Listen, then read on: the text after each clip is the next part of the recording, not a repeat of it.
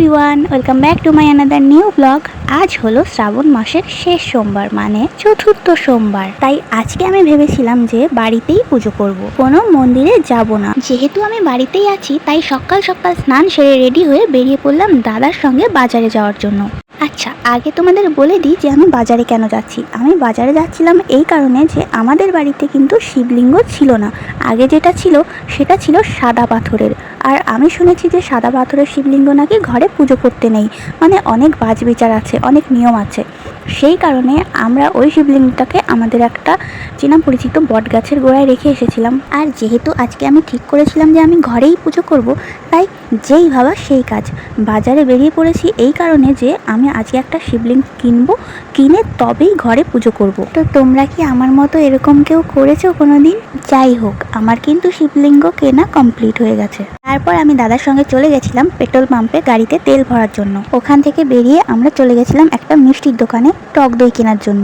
যেহেতু আজকে পুজোতে টক দই লাগবেই, আর বাকি যে সমস্ত জিনিস লাগবে যেমন 5 রকমের ফল, জব, 5 রকমের মিষ্টি, সেগুলো আমি আমার বাবাকে দিয়ে আগের দিনই কিনিয়ে রেখেছিলাম। আর হ্যাঁ, ঘি আর মধুও কেনা ছিল আমার কাছে বাড়িতে। তারপর আমরা সোজা চলে এসেছিলাম বাড়িতে।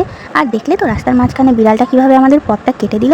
অবশ্য আমাদের কোনো সমস্যা হয়নি, তার কারণ বিড়াল এরকমভাবে পথ কাটলে সবসময় ঠাকুরের নাম স্মরণ করবে, তাহলে কোনো বিপদই হবে না। দেখো, বাড়ি এসে তোমাদেরকে দেখিয়েও দিলাম যে আমি কোন শিবলিঙ্গটা কিনেছি। দোকানদার তো আমাকে বলে দিল যে এটা অরিজিনাল পাথরের, কিন্তু ভগবানই জানে আসলে উনি আমাকে কি দিয়েছে। আমি তো ভগবানের উপর বিশ্বাস রেখেই শিবলিঙ্গটা বাড়ি নিয়ে এলাম। দেখো, তোমাদের সঙ্গে কথা বলতে বলতে আমি কিন্তু ফলগুলোও কেটে নিচ্ছিলাম।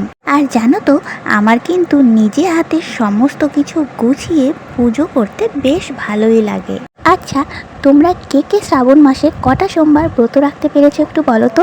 আমি কিন্তু সেই শ্রাবণ মাসের প্রথম সোমবার আর এই শেষ সোমবারটাই করতে পেরেছি। তার কারণ দ্বিতীয় সোমবার আমার বংশের একজনের বাচ্চা হয়েছে, তো সেই কারণে আমি করতে পারিনি। আর তৃতীয় সোমবার আমার নিজের একটু সমস্যা ছিল, তাই আমি করতে পারিনি। এবার আমি আমার শিবলিঙ্গটাকে অভিষেক করার জন্য একটা বড় পাত্রে বসিয়ে নিচ্ছি। আর অভিষেক করতে আমার যা যা লাগবে আমি সেগুলো গুছিয়ে নিয়েছি। এখানে ছিল মধু, ঘি, টক দই, জব, দুধ আর গঙ্গা জল। তো ফার্স্টে আমি ভোলে বাবার উদ্দেশ্যে মধু অর্পণ করছি।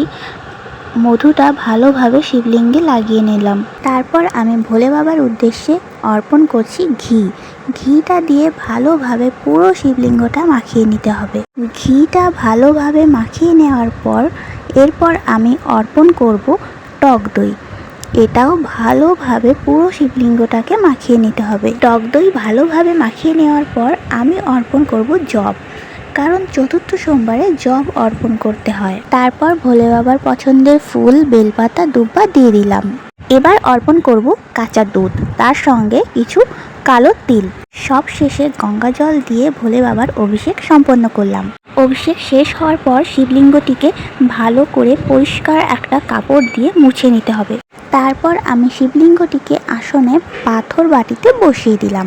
এরপর আমি শিবলিঙ্গে একে একে বেলপাতা, ধুতরা ফুল, নীলকণ্ঠ ফুল, দুব্বা, ধুতরা ফল সমস্ত কিছু একে একে দিয়ে সাজিয়ে দিচ্ছি। এখানে কিন্তু ভোলে বাবার পছন্দের আরও কয়েকটা ফুলও আছে, যেগুলো আমি আজকে জোগাড় করতে পারিনি, যেমন ফুলকে ফুল, আকন্দ ফুল, এগুলো আমি জোগাড় করতে পারিনি। তাই আমি যেটুকু জোগাড় করতে পেরেছি সেটুকু দিয়েই ভোলে বাবার পুজো সারলাম। ছোট থেকে আমি শুনে এসেছি যে তুমি ঠাকুর দেবতাকে যেভাবেই পুজো করো না কেন, তোমার যতটুকু সামর্থ্য সেইভাবেই পুজো করো, কিন্তু তুমি যদি ঠাকুর দেবতাকে মন থেকে পুজো করো, মন থেকে ডাকো, তাহলেই তারা সন্তুষ্ট হন। দেখো, তোমাদের সঙ্গে কথা বলতে বলতে আমার কিন্তু পুজো করা কমপ্লিট হয়ে গেছে। তাই আমি ঠাকুরের কাছে নিজের মনস্কামনা জানিয়ে প্রণাম সেরে উঠে পড়লাম। চলো এবার আজকের পুজো নিয়ে তোমাদের সঙ্গে কিছু কথা শেয়ার করি। জানো তো, এই প্রথমবার আমি শ্রাবণ মাসের ব্রত পালন করলাম। আমি কিন্তু শ্রাবণ মাসের পুজো সম্পর্কে, ব্রত সম্পর্কে কিছুই জানতাম না, আর আগে কোনো দিন করিও নি।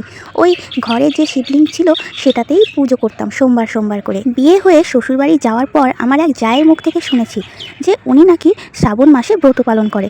তো আমিও ভাবলাম যে এটা যখন সবাই করে, তাহলে স্বামী সংসারের মঙ্গল কামনায় আমি কেন করতে পারবো না। তবে হ্যাঁ, পুজো করতে গিয়ে আমার কোনো ভুল ত্রুটি হতেই পারে, তার জন্য আমি ভোলে বাবার কাছে আগে থেকেই ক্ষমা চেয়ে নিয়েছি। এবার তোমরা বলো, আজকে আমার ব্লগটা তোমাদের কেমন লাগলো? জানি ভালো লেগেছে। যদি ভালো লেগে থাকে তাহলে একটা লাইক, কমেন্ট, শেয়ার করে দিও প্লিজ। দেখা হবে নেক্সট কোনো ভিডিওতে। ততক্ষণের জন্য টাটা, বাই। সকলে সুস্থ থেকো, ভালো থেকো, আর আমার নেক্সট ভিডিও দেখার জন্য আইডিটাকে ফলো করে